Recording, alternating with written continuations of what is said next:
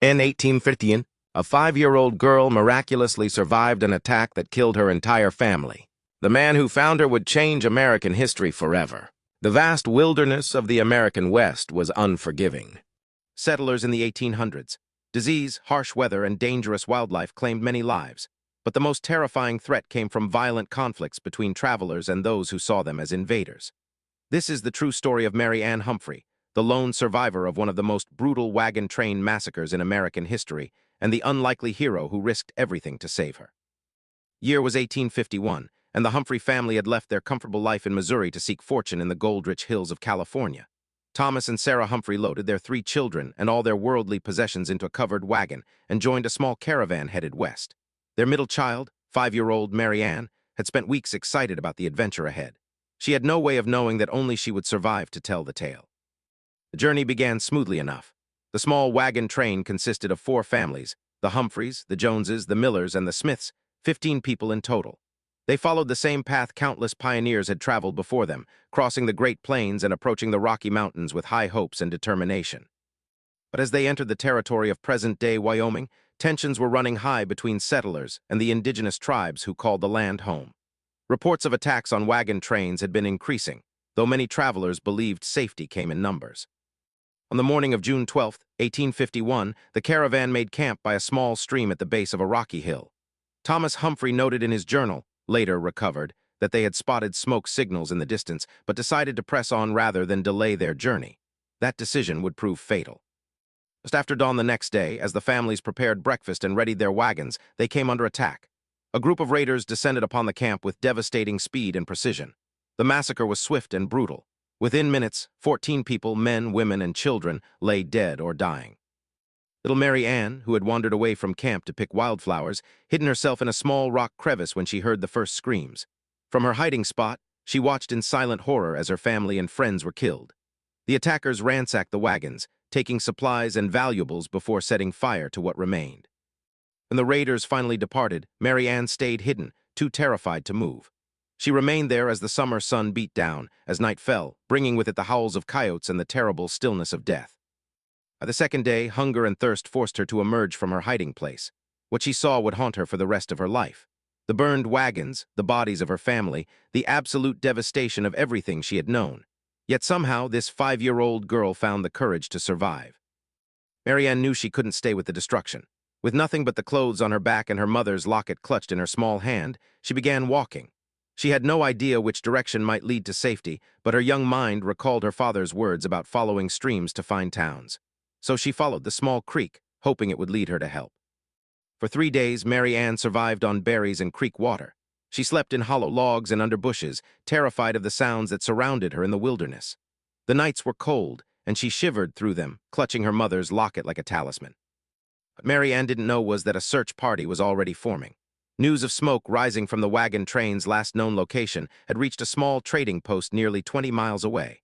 The post's owner, a former mountain man named Jacob Barton, organized a group to investigate. Jacob Barton wasn't just any frontiersman. At 45 years old, he had lived in the wilderness for more than half his life. Born in Kentucky, he had moved west as a young man and made his living as a fur trapper before settling down to run the trading post. He knew the land better than almost anyone, and he could read tracks like others read books. When Barton and his men reached the site of the massacre, they were too late to help the victims. The experienced tracker quickly determined what had happened and noticed something others might have missed: small footprints leading away from the camp. "There's a child," he told his companions, "and they're alive, or at least they were when they left here." The footprints were already 2 days old, and a summer storm was brewing. If they didn't find the child quickly, nature would claim another victim. Barton sent most of his men back to the trading post with news of the attack, while he set off alone to track the survivor. Following the tiny footprints, he traced the child's path along the creek. He noted where she had stopped to drink, where she had slept, where she had taken shelter from rain. The signs told him the child was small, probably no more than 6 or 7 years old, and growing weaker with each passing day. As the 3rd day of Mary Ann's solitary journey drew to a close, the exhausted child could go no further. She collapsed under a large cottonwood tree, her small body pushed beyond its limits. The temperature was dropping rapidly, and rain had soaked her clothes. Hypothermia was setting in, and she drifted in and out of consciousness. This might have been the end of Mary Ann Humphrey's story, but fate had other plans. As darkness fell, Jacob Barton spotted the cottonwood tree in the distance, a landmark he recognized. As he approached, his trained eye caught a glimpse of something out of place beneath its branches. When he found the child, she was barely breathing. Her skin was cold to the touch, her lips blue. Barton immediately built a fire, wrapped Mary Ann in his buckskin jacket, and tried to warm her frozen limbs. He managed to get some water between her lips and spoke gently to her, though he wasn't sure she could hear him. "You're safe now, little one," he whispered. "I've got you." Through the night, Barton kept the fire burning and the child close to its warmth. By morning, some color had returned to her cheeks, and her eyes fluttered open. She recoiled in fear at the sight of the stranger, but was too weak to flee. "Don't be afraid," Barton said softly. "I'm here to help you. Can you tell me your name?" "Mary Ann," she whispered, her voice barely audible. "Mary Ann Humphrey." Over the next few hours, as Barton fed her small sips of broth from his supplies and gently cleaned her cuts and scrapes, Mary Ann began to trust him. In broken sentences, she told him what had happened to her family and the others in their wagon train. Barton knew they needed to reach safety. The trading post was too far for the child to walk in her condition, so he fashioned a carrier from his blanket and carried her on his back. The journey would take 2 days, during which time the bond between the grizzled frontiersman and the orphaned child grew stronger. At the trading post, Mary Ann received medical attention and proper food. Word of the massacre and the miraculous survival of the child spread quickly. Authorities were notified and investigations began. Mary Ann's extended family in Missouri was contacted, but the journey to collect her would take weeks. During this time, Jacob Barton rarely left Mary Ann's side. He told her stories, taught her to identify different bird calls, and even carved her a small wooden doll to replace the one she had lost. The traumatized child spoke little, but her eyes followed Barton everywhere. When questions arose about what to do with Mary Ann while waiting for her relatives, Barton surprised everyone, including himself, by offering to care for her. He had lived alone for decades, had never married or had children, yet something about this brave little girl touched his heart. "She's been through enough," he told the authorities. "Let her stay somewhere familiar until her family comes." For 6 weeks, Mary Ann lived at the trading post with Barton. Nightmares plagued her sleep, and she would wake screaming, reliving the horror she had witnessed. Each time, Barton would hold her hand and remind her she was safe. Slowly, Mary Ann began to heal. She started helping around the trading post, organizing supplies and greeting customers.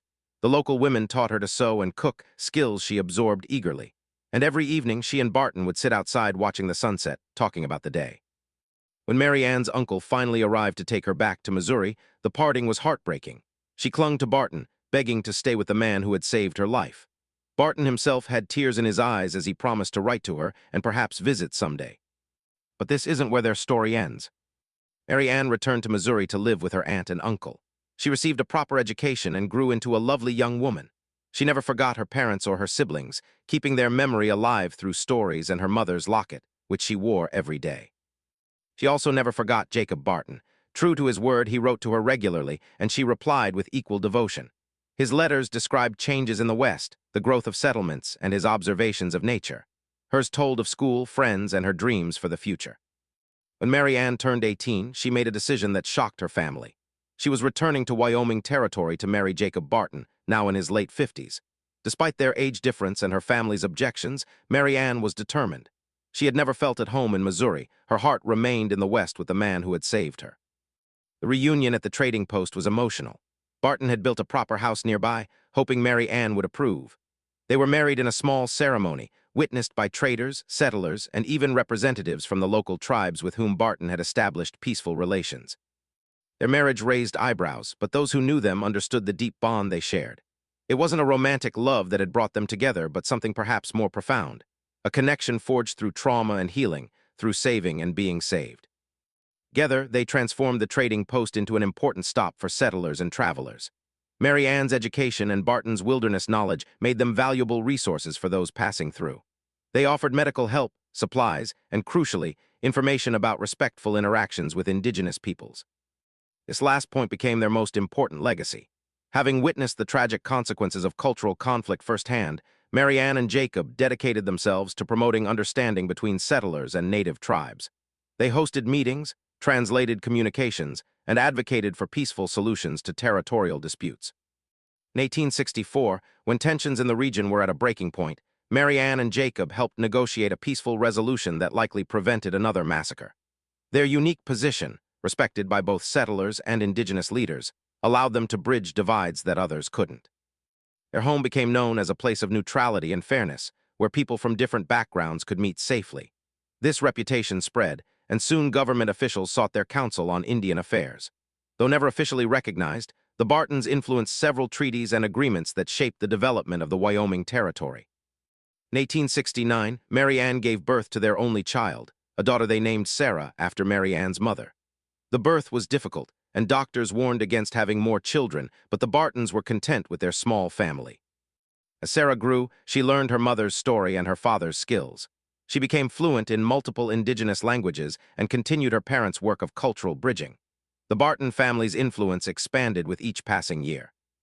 In 1876, tragedy struck again. News reached the trading post of Custer's defeat at Little Bighorn and the brutal retaliation that followed. The harmony the Bartons had worked so hard to foster was threatened by renewed violence and hatred. Jacob, now in his 70s, made the difficult journey to Washington, D.C. to speak directly with government officials. Mary Ann, worried about his health, insisted on accompanying him. With Sarah managing the trading post, they traveled east to advocate for peace. Her testimony before a congressional committee was powerful. Mary Ann spoke of watching her family die, of the trauma that never fully healed, and yet of her belief that violence bred only more violence. Jacob described decades of observation and interaction with various tribes, explaining cultural differences and proposing solutions based on respect rather than domination. While history records that their efforts had only modest, immediate impact on federal policy, their words did not fall entirely on deaf ears. Several congressmen and military officers sought them out for private conversations, and their perspectives influenced individual actions, if not overall strategy. Upon returning home, Jacob's health declined rapidly. The journey had taken too much from him, and within months he was bedridden. Mary Ann nursed him devotedly, reading to him from the books they had collected over the years and bringing reports from the trading post. In the spring of 1877, Jacob Barton died peacefully with Mary Ann holding his hand. He was 71 years old. The funeral drew hundreds of people from all walks of life, settlers, traders, soldiers, and representatives from multiple tribes. They came to honor a man who had lived by his own moral compass and had made a difference in countless lives. Mary Ann, now 31, might have returned east after Jacob's death, but she chose to stay. The trading post had become more than a business. It was a mission. With Sarah's help, she continued their work of building bridges between cultures. When Wyoming became a state in 1890, Mary Ann was invited to the capital for the celebration. Her story had become part of the territory's history, representing both its painful past and its hopeful future.